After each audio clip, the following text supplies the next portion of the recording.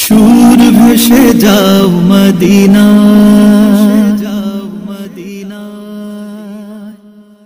জুড়ে দিলাম তিনটা বাগান আছে, যেই বাগানের মধ্যে সুন্দর সুন্দর ফসল ফলাদি হয়, সুন্দর সুন্দর ফল হয়। তিনটা বাগান আছে, এই তিনটা বাগানের শেষের দিকে একটি বাগান আছে। ও যুবক, ওই বাগানের শেষের দিকে তোমাকে যেতে হবে না, ওই বাগানে যাওয়ার কোনো প্রয়োজন নাই।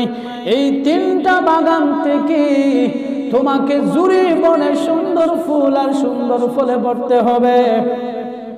যুবকটা বাদশাকে বলল, ও বাদশা, এই সামান্য সাধারণ একটা খাস সুন্দর একটি বাগানে ঢুকবো, আর সুন্দর ফল আর সুন্দর ফল একটা ঝুড়ির মধ্যে গ্রহণ করা, সেটা তো একেবারে সহজ কাজ।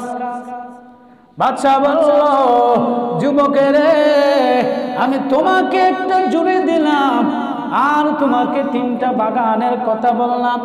এই তিনটা বাগানের মধ্যে ঢুকিয়া তুমি সুন্দর সুন্দর ফলগুলা ঝুড়ির মধ্যে গ্রহণ করবে, আর সুন্দর সুন্দর ফুলগুলা।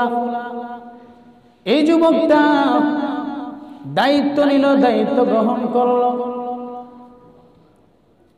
আমরা ভালো কাজ যে আমরা করতাম, যে আমরা মনে করি এটা অনেক সহজ, ভালো কাজ করাটা কিন্তু আমরা লাগি মুমিনের লাগি সহজ, কিন্তু আমরা লাগি অনেক কঠিন, অনেক কঠিন। বাদশা কইলা, তোমারে দিলাম একটা ঝুড়ি, তিনটা বাগান দেখাইলা, বাগানের মধ্যে ঝুড়ির মধ্যে ফল, কিন্তু তো সহজ বিষয়। বাগানে ঢুকমো, সুন্দর সুন্দর ফল ফুল ঝুড়ির মধ্যে ফাড়িয়া বড়বো, এটা তো একবারে সহজ কাজ। কিন্তু বাদশাহ আবার বলে দিয়েছেন, তিনটা বাগানের পরে কিন্তু আরেকটি বাগান আছে, সেখানে তোমার যাওয়া নিষেধ, তুমি সেখানে যেতে পারবে না।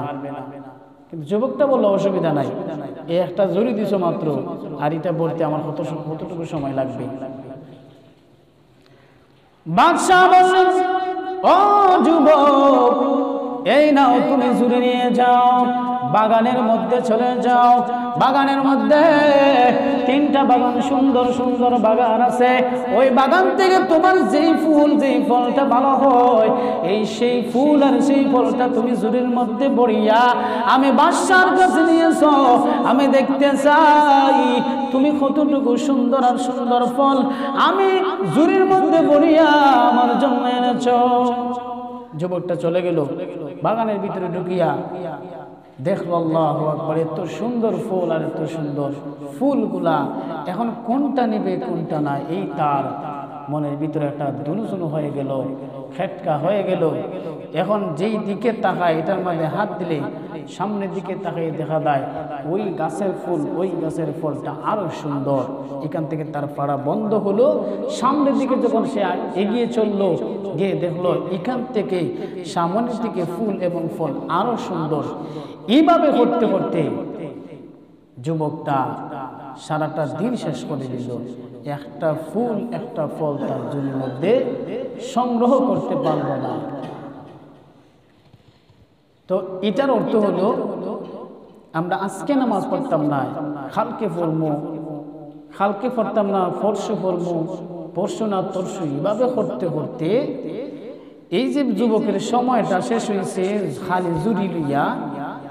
আমাদের যুবক হোক আর আমরা যারা মুসলমান জাতি আছে, আমরা এই দ্বিধাদ্বন্দ্বের মধ্যে আছি যে তওবা করবো, ঈমান আনবো, ভালো কাজ করবো, আমলে নেক কাজ করবো, এইটা আমরা ভুলিয়া এই সুর ভেসে যাও মদিনা, এই আমাদের নেক আমল করতে করতে আমরা সময় যাই, নেক আমল আমরা করতে পারি না। যুবকটা দেখলো এই বাগানের চাইতে অন্য বাগানের ফল অনেক সুন্দর। যুবকটা যখন প্রথম বাগানে ঢুকলো, হাত দেয় অন্য বাগানের দিকে যখন লক্ষ্য করে, দেখা যায় এই বাগানের চাইতে সামনের যে বাগানটা ছিল, ওই বাগানের ফুল আর ফল কত সুন্দর। যুবকটা মনে মনে চিন্তা করলো, এখান থেকে আমি নেব না, সামনের বাগান থেকে আমি ফল সংগ্রহ করব, ফুল সংগ্রহ করব।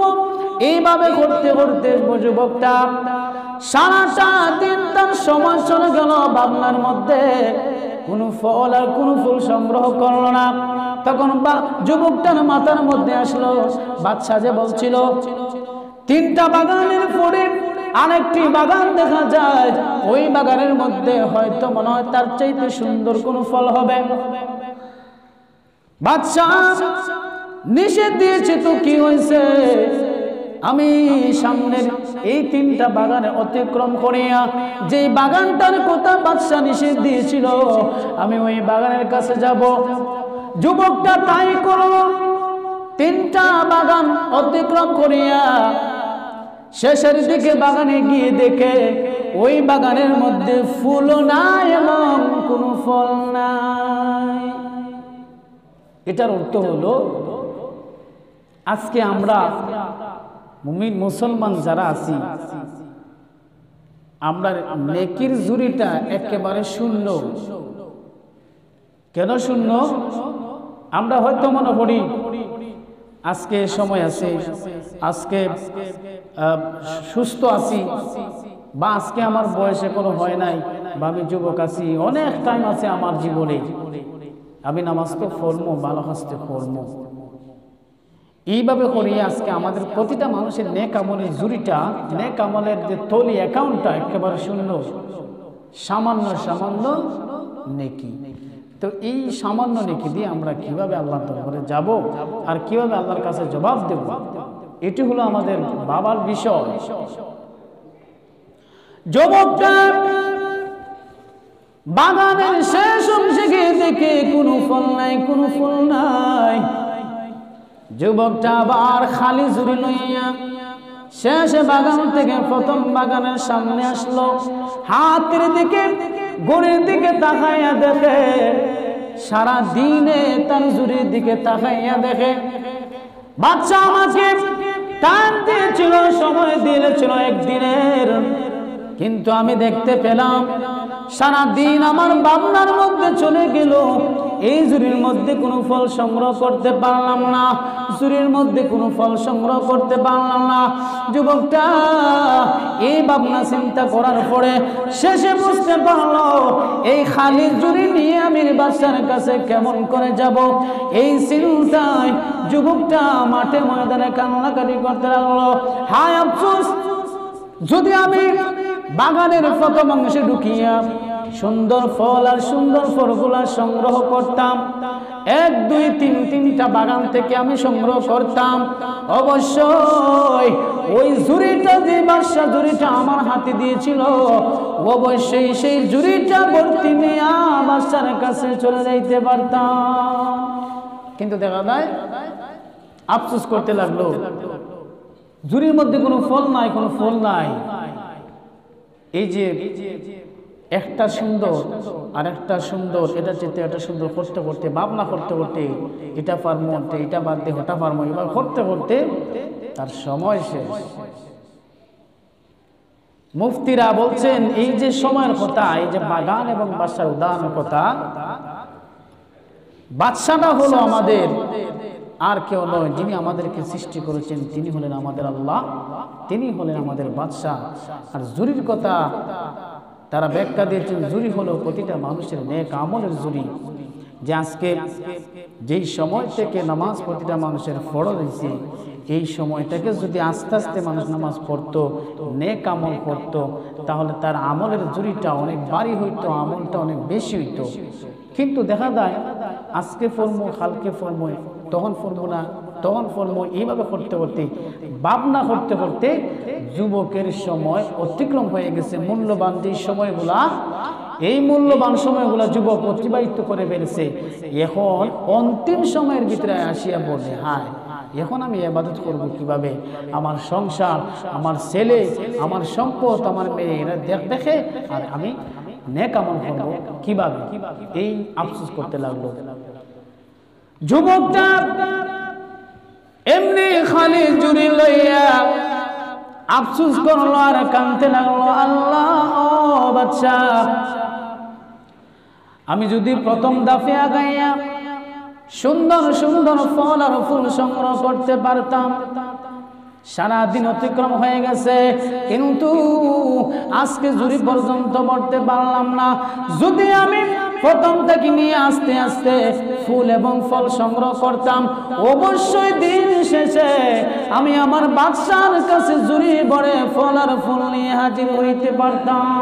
কিন্তু দেখা যায় এটা নেব না ওটা নেব, এইটা সুন্দর না ওইটা সুন্দর, এমনি ভাবে ভাবনাই করতে করতে আমি সারাটা দিন সময় কাটাইলাম, অথচ আমার জুরির মধ্যে আজ পর্যন্ত সারা দিনের মধ্যে জুরির মধ্যে একটা ফল আর ফুল সংগ্রহ করতে পারলাম না।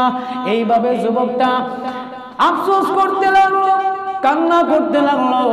এখন যদি খালি হাতের জুরিটা নিয়ে আমি বাদশার কাছে যাই, বাদশা তো আমাকে মজুরি দেবে না, উল্টো আমাকে শাস্তি ব্যবস্থা করবে। এই ভেবে যুবকটা কান্নাকাটি করতে লাগলো।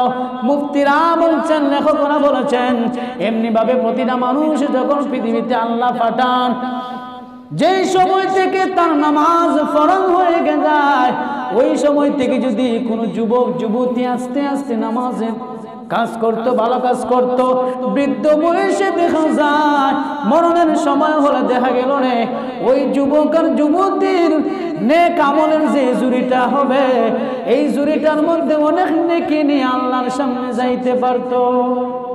কিন্তু দেখা যায় আমরা একটা ভাবনার মধ্যে কাটাইতেছি সময়।